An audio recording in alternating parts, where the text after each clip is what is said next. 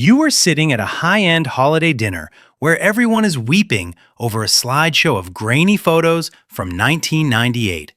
And while they are reaching for the tissues, you are reaching for the exits or wondering if there is any more of that overpriced cheese.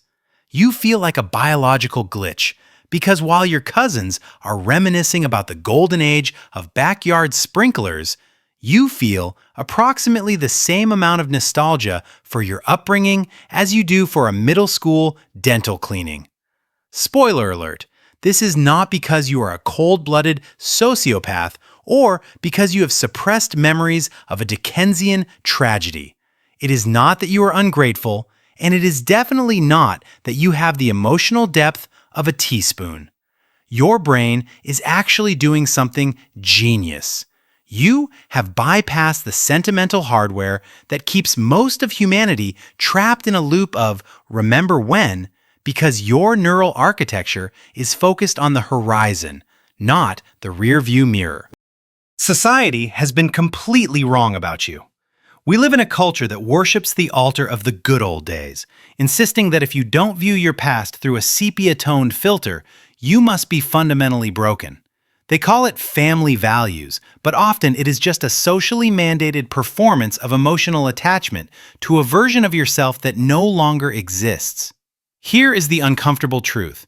The pressure to miss your childhood is just a massive exercise in gaslighting by a world that fears people who aren't tethered to their origins. You are not broken. You're just built different.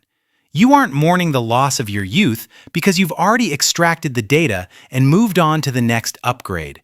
You're the person who looks at an old operating system and sees the bugs, not the aesthetic of the loading screen. The science here is actually quite elegant and involves something called the hippocampal prefrontal index. Think of your memory like a smartphone's storage. Most people's brains are like an old phone, filled with blurry photos of every meal they've ever eaten, clogging up the RAM until the whole system starts lagging.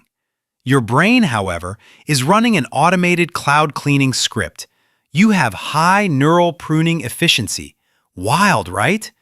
In your brain, the prefrontal cortex, the CEO in the corner office wearing the expensive suit, is constantly reviewing files and shredding anything that isn't currently useful for your survival or your goals. While others are drowning in the neurochemical soup of oxytocin-driven nostalgia, your brain has decided that those files are just taking up space. It is like having a digital decluttering expert living in your skull who tosses out the emotional junk so you can maintain 8K resolution on your current reality. The math just works differently for you. But here's where it gets interesting. This lack of nostalgia isn't a deficit. It's an evolutionary superpower of high-order adaptability. Research from evolutionary psychology suggests that the individuals who don't get stuck in the past are the designated scouts of the species. You're not antisocial or detached, you're the sentinel. While the rest of the tribe is sitting around the fire crying about how great the berries were 3 valleys ago, you're the one noticing the clouds are changing and the soil is drying up. You possess a trait called future-oriented plasticity. This means your identity is built on what you are becoming, not on the fact that you once won a 3rd-grade spelling bee. It's a marker of high intelligence and psychological autonomy. You don't need the sanctuary of a memory because you've built a fortress in your present. You are essentially a human shark. If you stop moving forward to look back, you sink. Congratulations. The origin of this isn't necessarily a dark past, but rather a highly developed pattern recognition machine. From a young age, you likely realize that the narrative of childhood didn't match the reality of the room. You learned to read the micro shifts in the atmosphere, the way the air changed when a certain parent walked in, or the hollow ring of a forced family laugh. Because you were busy decoding the present to stay safe or stay sane, your brain stopped prioritizing the fuzzy feelings of the past. You became a specialist in the now. It's an ancestral survival instinct. Your ancestors weren't the ones daydreaming about the caves they left behind. They were the ones who realized the new territory had better water and fewer tigers. You have inherited the explorer's architecture, a brain that treats the past like a finished book.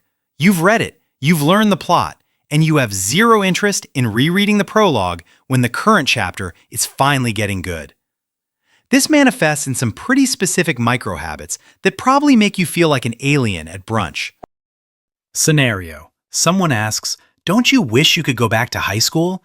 And your internal monologue responds with a scream so loud it could shatter glass.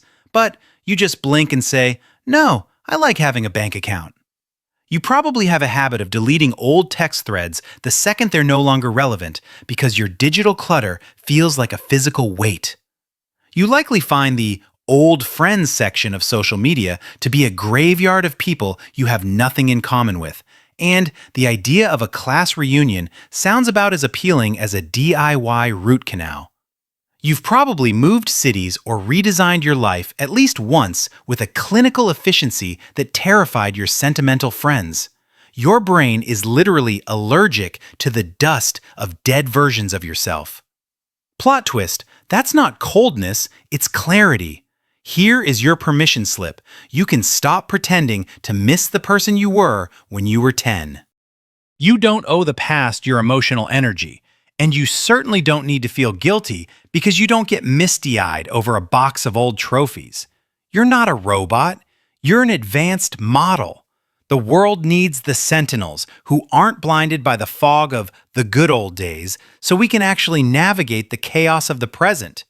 You were wired differently to ensure that when things change, you're the one leading the way instead of looking for the exit. Stop fighting your nature and embrace the fortress of the now. If this video just explained your entire life, don't scroll. The next video explains why your high standards for connection aren't unrealistic. They're actually a biological defense against the shallow and the performing. Would you like me to explain why your brain is also hyper-tuned to detect fake people?